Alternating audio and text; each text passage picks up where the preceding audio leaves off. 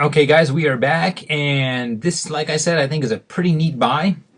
We're going to go back to the regular site. Now, this is one thing that I do as a real estate professional, and I think as an investor, this can probably have some value to you too. The very first thing I do when I wake up is I come to HUD Home Store, I click on Texas, and I find out how many properties are in Texas. Then I click on this View Map button. This View Map button basically shows you where all of the HUD homes are throughout Texas. Now, right now, I think I've mentioned more than once that I'm working in the San Antonio area.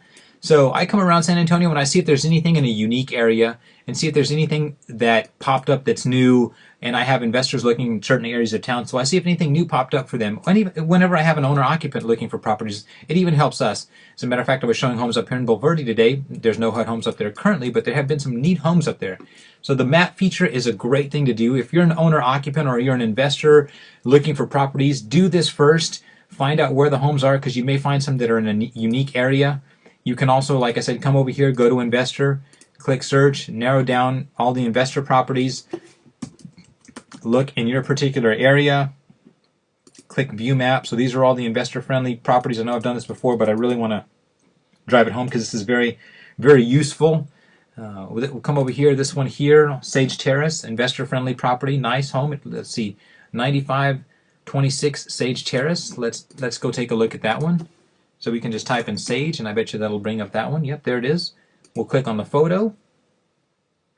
This property was listed initially for $154. They have dropped the price. Now it's at $134.9. Big 4-bedroom, 2.5-bath home. It's almost 2,400 square feet, built in 2006. This property is listed as insurable. So this one here is one that is not going to have any repair escrow money set aside for it.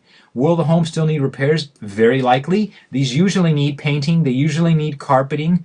At the very minimum, sometimes they need some sheetrock work, but nothing was major when the appraiser went out and did their appraisal on this property that would require repairs to be done to make it qualify for an FHA loan. Let's go back and try to find one that is labeled as uninsurable, and let's see here, extended. We'll look at this one here. Nope, this one is labeled as insured with escrow. So let's go back.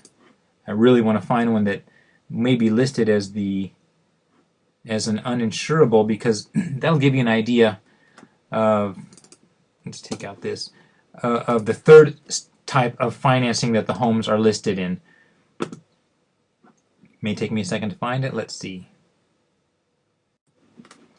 Okay, here we go. 1516 Coral Reef Lane in Wiley, Texas. We're going to click on that. This home is open to investors. It's extended. Right now you see FHA financing, uninsured. What that means is that you can't get a regular FHA loan on this property. Now there is a caveat to that. There is an FHA loan that you can get on properties. It's called a 203K loan, but I don't want to confuse you guys with that. A 203K loan, excuse me, is a rehab loan. They'll loan you money to buy the property and loan you money to do as many repairs as you need. Now, what you can't do is you can't do so many repairs that you exceed the value of the home once it's repaired. So if a property is uninsurable, it means that you cannot get an FHA loan on the property. We're going to click on this Addendums tab. Actually, let's go back and let's look at some of the photos of this, see if we can discover what it might be. Looks like a nice home, was built in 1998, single story. It's almost 2,100 square feet. Doesn't look bad. We're going to come over here, we're going to click on Addendums, and we're going to click on the PCR. Now, if you remember correctly, the PCR is a property condition report, meaning did they go in, did they check the AC with the generator, did they check the electrical supply, were the range, oven, microwave working, was the plumbing working? Everything appeared to be working on this one. So let's go over to this property disclosure and repairs, and we'll click on that, and we'll try to find out why this property is listed as FHA uninsurable. So these are the notes. Let me see if I can zoom in.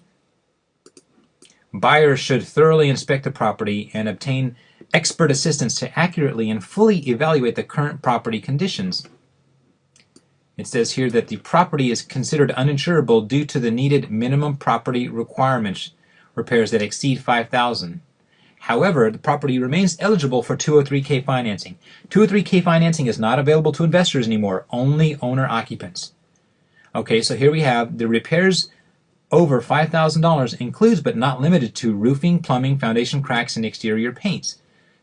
So apparently when they went out and they appraised it, there may be a roof issue that's going to exceed 5,000. There may be some plumbing issues. There may be foundation cracks. There may be exterior paints. It could be a number of things. But anyway, all of those repairs exceed $5,000, which makes this property not qualify for an FHA loan. Now, here's an interesting story. When I was in Houston one time, there was a foreclosed home. It was a huge home. I think it was around 4,500 square feet, and it didn't have carpet. Well, to replace the carpet was not a big deal, but according to FHA, that would have cost more than $5,000, so that house was labeled as uninsurable. All it really needed was a fresh coat of paint and carpet, and it was done. It didn't appear to have a cracked slab, so that's an example where sometimes just the minor cosmetic things, because it needs so many, adds up. Other times it needs a lot of work.